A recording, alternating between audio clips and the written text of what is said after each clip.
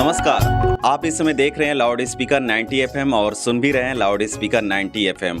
आज हमारे ऋषि कृषि श्रृंखला के अंतर्गत स्टूडियो में उपस्थित हैं कृषि विशेषज्ञ अखिलेश चौधरी जी। इनसे बातें करेंगे जैविक खेती के बारे में, तो बने रहिएगा हमारे साथ, क्योंकि बात ऐसी होगी जो आपको आगे चल करके ऐसे फसल के बारे में बताएंगे, ऐसे उत्पादन के बारे में बताएंगे जो आपको लाभ भी देंगे और साथ साथ इनकम भी होगी। सर, हमारे स्टूडियो में आपका बहुत बहुत स्वागत है। धन्यवाद आपका। और मैं आपका विशेष धन्यवाद देता हूं। आज के इस प्रेजेंट सिनारियो में देखा जाए कि जो खेती की तरफ लोगों का रुझान कम होता जा रहा है, हाँ, लेकिन इसमें जैविक खेती जो है काफ़ी कारगर और लाभदायक है। सही कह रहे हैं तो सर। इस दृष्टिकोण से मेरा मानना ये है कि जो हमारे किसान भाई हैं, विशेष रूप से जो खेती करते हैं, जो कमर्शियल खेती करते हैं व्यापारिक तौर पे, उनको भी कहीं ना कहीं जैविक खेती करना लाभदायक होगा।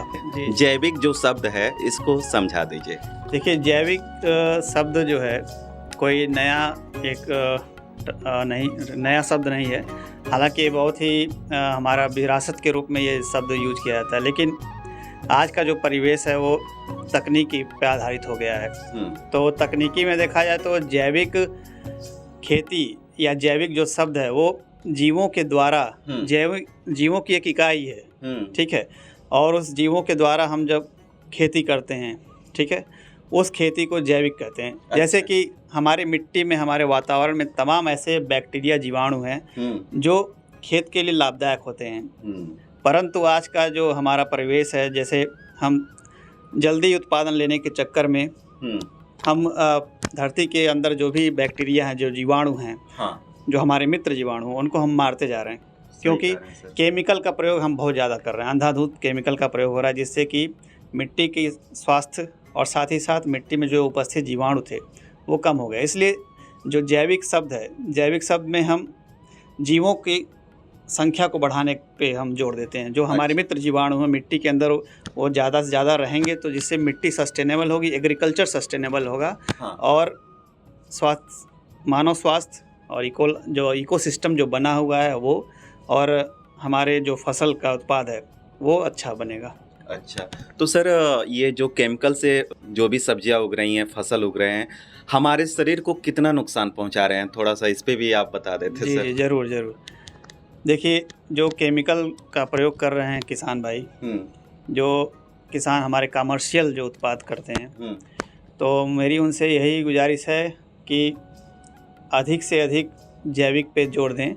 हाँ, उत्पादन थोड़ा बहुत कहीं ना कहीं कम होगा, लेकिन आने वाले समय में साल 2 साल के बाद जब आपका उत्पाद जो है जैविक में जब परिवर्तित हो जाएगा, तो कहीं ना कहीं आपको वो भरपाई कर देगा। पीछे जो थोड़ा बहुत आप नुकसान समझ रहे हैं होगा, हालांकि नुकसान नहीं होता है। अगर एक सिस्टमेटिक साइंटिफिक तरीके से जैविक खेती को शुरुआत किया जाए किसानों के द्वारा, तो उसमें लाभ ही लाभ है।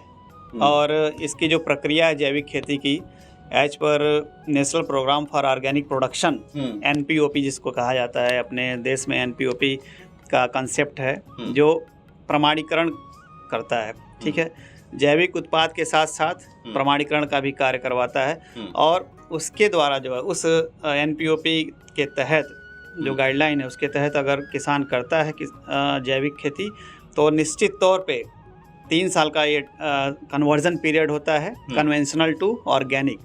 तो 3 साल के बाद कहीं ना कहीं किसानों को डबल, जैसा कि डबल का एक नारा भी दिया गया कि किसानों की आय दुगनी हो, हाँ, तो ठीक उसी तरह ये कार्य करेगा। पिछले एपिसोड में अखिलेश सर, हमें याद आ रहा है कि आप बताए थे कि शुरू में किसान क्या कर सकते हैं कि पूरे खेत में न बो करके कुछ हिस्से से शुरुआत कर सकते हैं। जैसा कि हम तमाम जगहों पर ट्रेनिंग के दौरान किसानों को ये सुझाव भी देते हैं कि जैसे कि अगर आपके पास डर लगता है कि हमारा उत्पाद कहीं घट ना जाए, हमको नुकसान हो जाएगा, तो आप छोटे से क्षेत्रफल में अपने लिए, अपने परिवार के लिए आप कर सकते हैं, अपने बच्चों के लिए कर सकते हैं जैविक खेती। उसको आप देख करके, सीख करके, एक तरीके से प्रैक्टिकल नॉलेज के लिए आप जो है छोटे से क्षेत्र को चयन करके उसमें जैविक खेती करें, उसमें वर्मी कंपोस्ट डालें। हाँ, लेकिन साथ साथ में मैं एक और सुझाव दूंगा कि जैविक खेती की शुरुआत अगर करनी है तो आपको पशुधन का होना बहुत जरूरी है। पशुधन का होना, पशुधन अगर नहीं रहेगा तो जैविक खेती असंभव है। हाँ, असंभव इसलिए कि हमें जो उत्पाद जो मिलता है, बाई प्रोडक्ट, जो एनिमल का बाई प्रोडक्ट होता है, जैसे डंग हो गए, गोबर हो गए, हाँ। तो उससे हमें खाद बनाना होता है। गौमूत्र, कई जगह किसान ये किए हैं कि अपना खेत में ही पूरा ये पशु पालन का काम कर रहे हैं, इधर से खाद भी बन रहा है और उधर से फसल जैविक खेती भी हो रही है। तो ऐसा शायद आप बताए थे छत्तीसगढ़ में ऐसा हो रहा है ना सर? देखिए, ऐसा जो पशुधन के साथ साथ हम अगर जैविक खेती कर रहे हैं तो पशुधन से जो हमारा जो गाय का गोबर है, चाहे उसका गाय का गौमूत्र है, ठीक है, गौमूत्र तो समझ लीजिए कि बहुत ही अच्छा एक गुणकारी पदार्थ है। हाँ। अगर उसका छिड़काव किसान भाई हमारे करते हैं अपने खेतों में तो खेत का हरा भरा भी रहेगा फसल, और साथ ही साथ उस पर जो कीट का आक्रमण होता है, कीट और रोग का, वो भी नियंत्रित होता है गौमूत्र के द्वारा। हाँ। गौमूत्र को डाइल्यूट करके हम सुझाव देते हैं किसान को कि डाइल्यूट करके 1:10 रेशियो में उसको हम सुझाव देते हैं किसान को कि उसको 1 लीटर गौमूत्र तो 9 लीटर पानी मिला करके उसको अगर छिड़काव करता है अपने खेतों पर, हाँ। तो उससे खेत में जो यूरिया की कमी होती है, जो नाइट्रोजन की कमी होती है, वो भी पूर्ण होता है, चूँकि अमोनिया होता है। और दूसरा ये कि उस पर जो कीटाणु या कीट कोई आक्रमण करता है या कोई रोग आक्रमण करता है तो उससे भी फसल की सुरक्षा होती है। जैविक खेती का इतना नाम चल रहा है सर, इसका जनक कौन है जैविक खेती का? देखिए, अपने देश में, भारत देश में जो है मिस्टर सुभाष पालेकर जी हैं। अच्छा। उनको जैविक खेती का जनक माना जाता है और ये आंध्र प्रदेश से ये बिलोंग करते हैं और ये पद्म विभूषण से सम्मानित व्यक्ति हैं। अच्छा। और इन्होंने जीरो बजट नेचुरल फार्मिंग का कंसेप्ट दिया है। अरे वाह। मतलब बिना किसी खर्चे के आप जो है प्राकृतिक खेती कीजिए, और इन्होंने काफ़ी संगठन किसानों का बना करके जैविक खेती किया है और उसका लाभ भी किसानों को प्राप्त हुआ है। अरे वाह, क्या बात है सर, ऐसी जानकारी आप दे रहे हैं। हम सोचेंगे किसी अगले श्रृंखला में इस पे चर्चा होगी, कैसे जीरो बजट में हम लोग खेती कर सकते हैं। जैविक खेती का मूलभूत अगर देखा जाए सिद्धांत क्या होता है सर?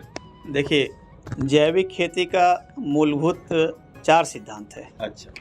पहला तो है प्रिंसिपल ऑफ हेल्थ, जिसको स्वास्थ्य का सिद्धांत बोल सकते हैं आप। दूसरा है इकोलॉजी, प्रिंसिपल ऑफ इकोलॉजी, पारिस्थितिक जो तंत्र होता है उसके सिद्धांत हो गया है। तीसरा है फेयरनेस, प्रिंसिपल ऑफ फेयरनेस, मतलब एक समझ लीजिए ऑथेंटिसिटी जो होता है, एक आपका जो विश्वास का एक मंत्र होता है। और चौथा होता है आपका केयर, मतलब देखभाल। तो इसका मैं थोड़ा थोड़ा विस्तार पूर्वक बताता हूँ आपको।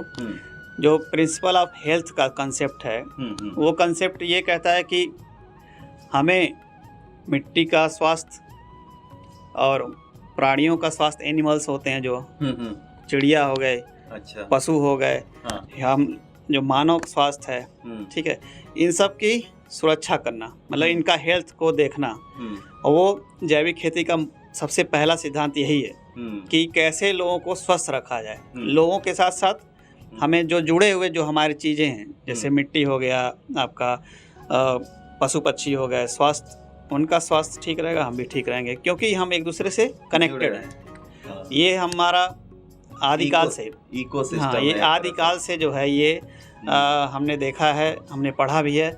लेकिन कहीं ना कहीं हम रसायनों का अंधाधुंध प्रयोग करके इस सिस्टम को हमने ब्रेक कर दिया। जब कोई भी चीज़ सिस्टम से बाहर हो चीज़ें होंगी तो नेचुरली है कि वो कहीं ना कहीं हमें डिस्टर्ब करेंगी। आधुनिकीकरण इतना हो रहा है कि हम लोग फास्ट हो गए, हर चीज़ हमें फास्ट चाहिए।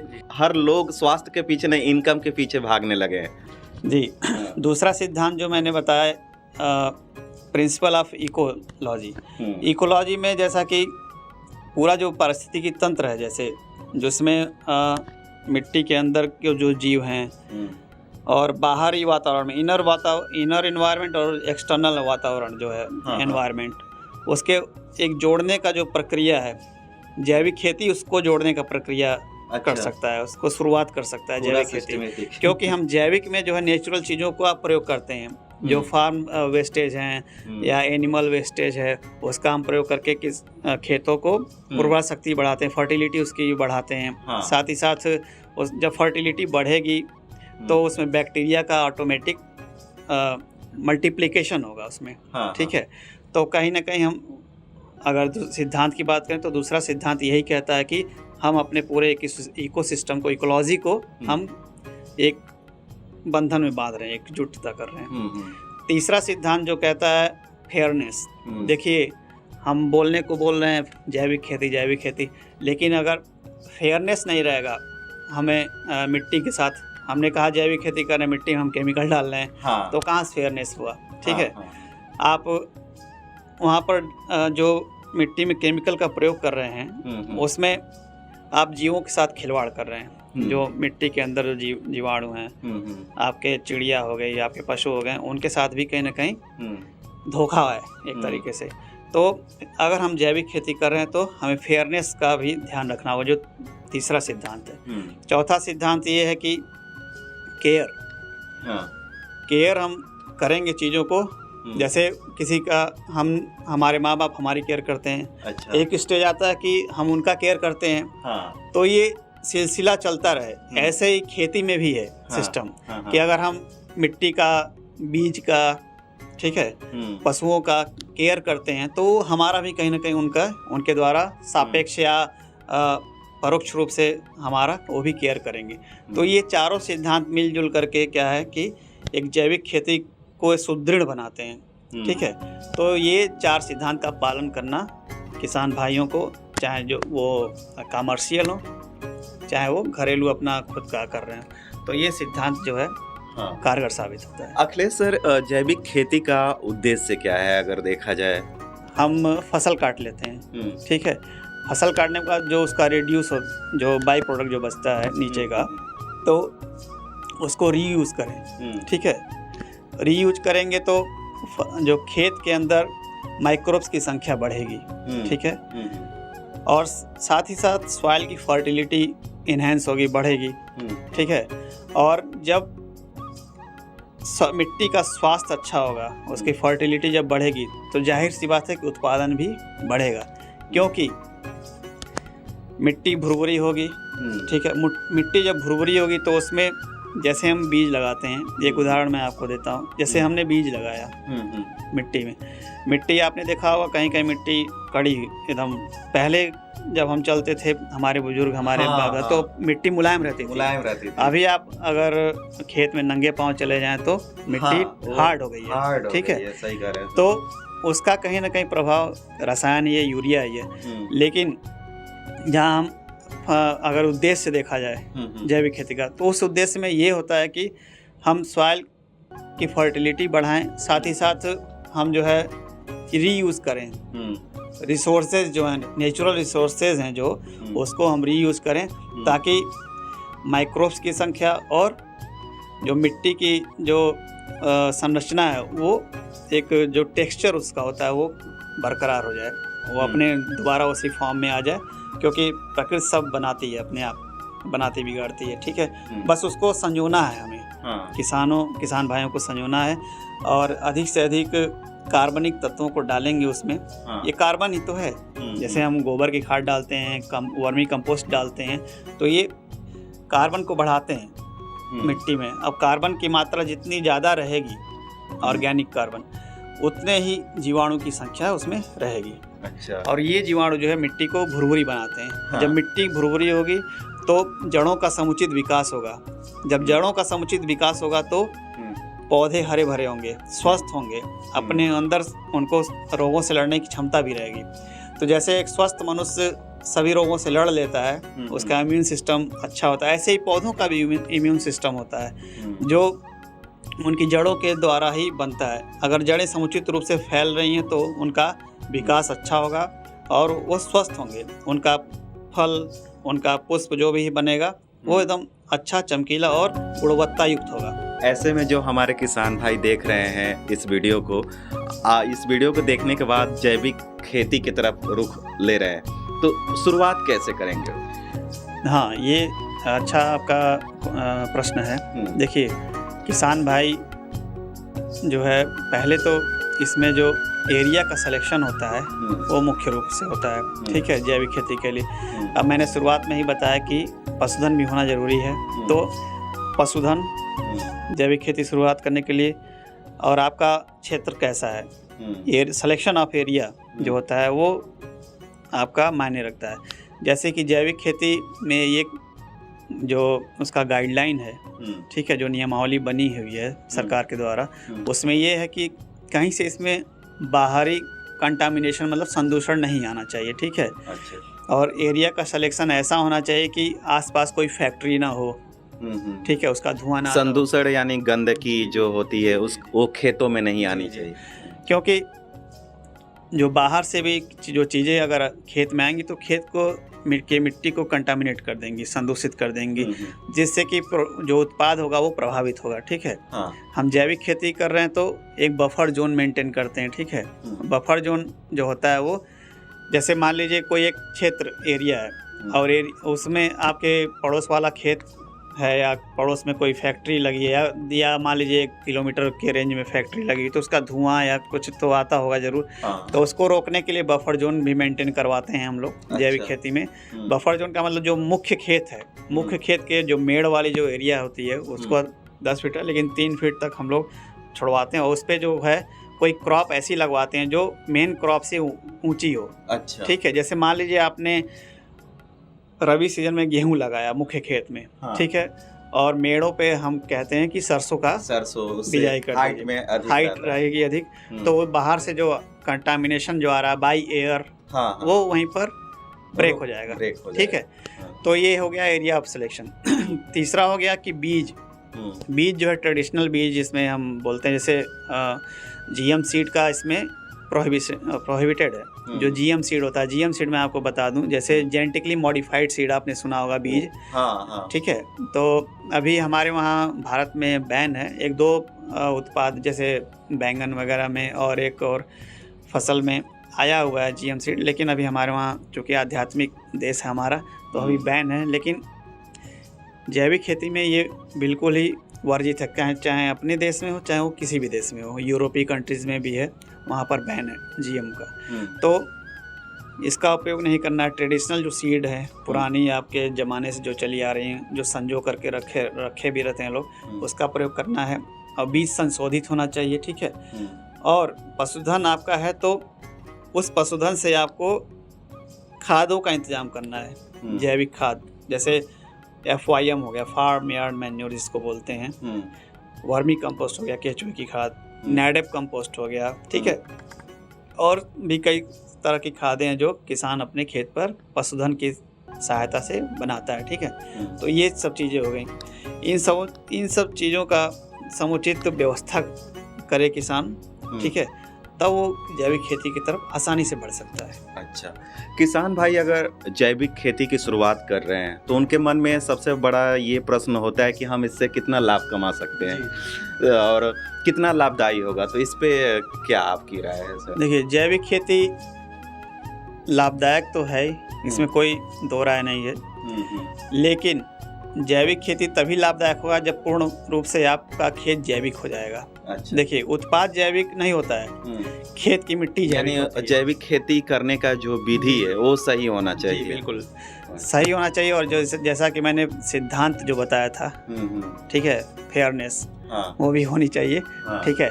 जैविक खेती में जो है आपका लाभ 3 साल के बाद ही दिखता है, अच्छा, ठीक है, क्योंकि इसमें जैविक खेती का उत्पाद आप तभी बेच सकते हैं मार्केट में प्रोसेसिंग करने के बाद, या जैसे मोटे अनाज हो गए, चाहे सब्जियां ही हो गई, चाहे फल हो गए, तो उसका प्रमाणीकरण होना बहुत ज़रूरी है, ठीक है।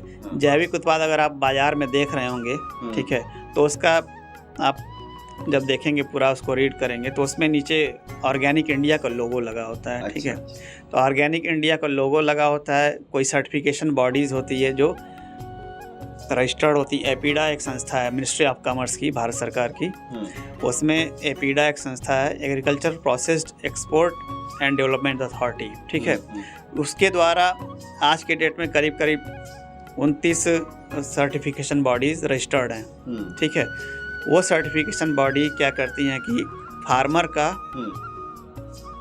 ये सर्टिफिकेशन करती हैं, ठीक है, हाँ, प्रमाणीकरण करती हैं खेत का, ठीक, खेत जैविक है कि नहीं। हाँ बिल्कुल। तो उसका इंस्पेक्शन करती हैं, फार्मर से पूछती हैं कि आपने क्या डाला, कब डाला, आपका फसल अगर मुरझा रहा था या पीला पड़ रहा था तो आपने उसके लिए क्या किया।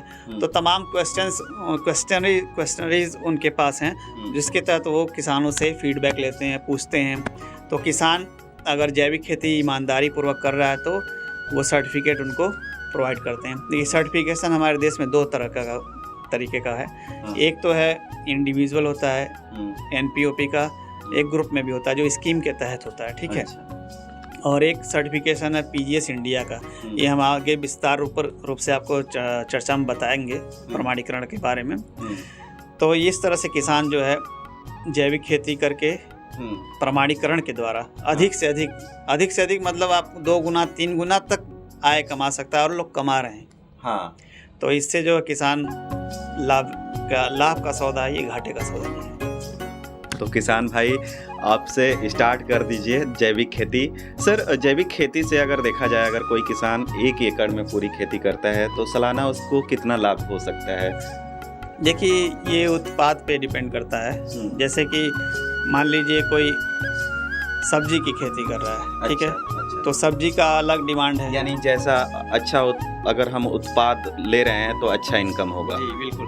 जैसे कि डिमांड के ऊपर भी मार्केट डिपेंड करता है। जिस चीज़ की डिमांड ज़्यादा रहती है वो डिमांड आप पूर्ण कर देते हैं समय से पहले। जैसे कि टमाटर का अभी सीजन देख लीजिए। टमाटर में क्या है कि कुछ तो मौसम की मार की वजह से टमाटर महंगा हुआ है, ठीक है। अगर किसान यही समय से पहले अर्ली वैरायटी जैसे होती है ना, कुछ किसान लगा करके लाभ कमा लेते हैं, तो अर्ली वैरायटी का सीड यूज करते हैं, ठीक है। और वो जैसे मार्केट में अभी कम ही उत्पाद आ रहे हैं, ठीक है। जैसे गोभी के सीजन में क्या होता है कि पहले आ जाता है वो 100 से 150 रुपये तक बिकता है। एग्जैक्टली यही होता है, ठीक है।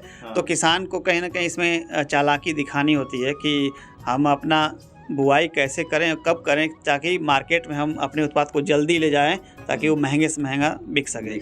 लेकिन जैविक खेती में ये एक तो ये कंसेप्ट है, दूसरा ये कि आपका जैविक खेती आप एक अगर किसान पूर्ण रूप से वो एक सिस्टमेटिक तरीके से करता है, ठीक है, तो जैविक उत्पाद उसका हाथों हाथ खेत पर से ही बिक जाता है। मैंने देखा है, मेरे जानने वाले किसान भी हैं, खेती से पूरा बिक जाता है। जी, खेत से ही उठ जाता है। उसको आढ़तियों का या मार्केट में ले जाने का कोई हेडक नहीं रहता है, कोई सिरदर्दी नहीं रहता है, जिससे किसान एक तो ट्रांसपोर्टेशन कॉस्ट से बच जाता है, आढ़तियों बिचौलियों से बच जाता है, ठीक है। और वहाँ पर जाकर के फिर मोल भाव करना पड़ता है, तो किसान कहीं ना कहीं उसमें फंस के रह जाता है।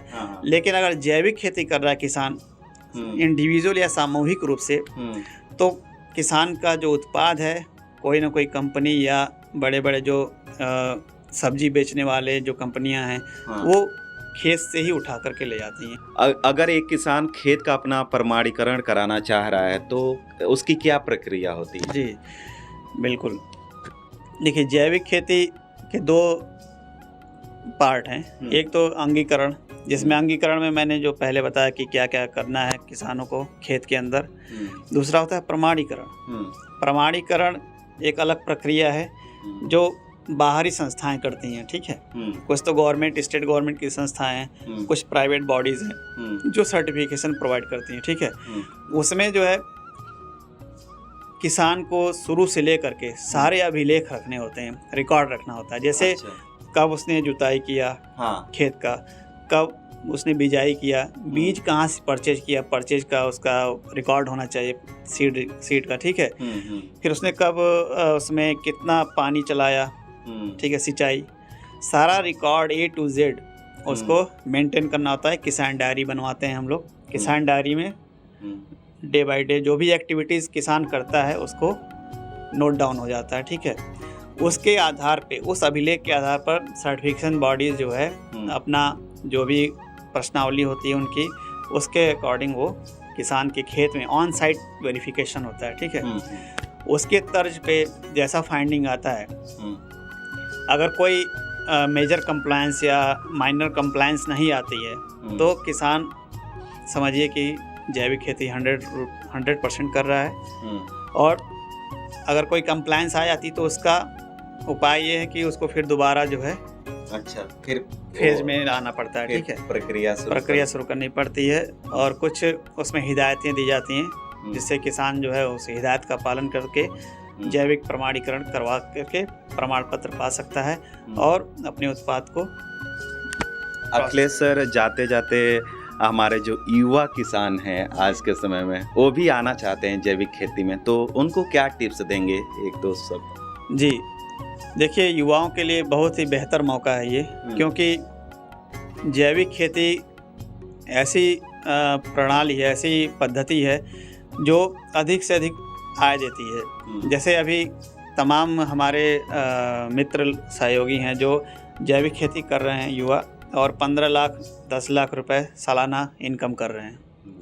बहुत से युवा ऐसे हैं जो बाहर से जॉब को छोड़ करके अपना जैविक खेती कर रहे हैं। कई तरीकों से संरक्षित खेती भी कर रहे हैं, कई तरीकों से वो 10 से 15 लाख 20 लाख रुपए पर ईयर इनकम कर रहे हैं। जो जहां उनका पैकेज जहां कम था, यहाँ खेती करके वो उन्होंने आमदनी किया है। तो ऐसे बहुत सारे उदाहरण हैं, युवा उसको फॉलो कर सकते हैं उनको, और खेती करके अपना इनकम बढ़ा सकते हैं। और मैं तो यही कहूँगा कि युवा जो हमारे आज के युवा हैं, तकनीकी भी जानकारी उनको बहुत ज़्यादा है।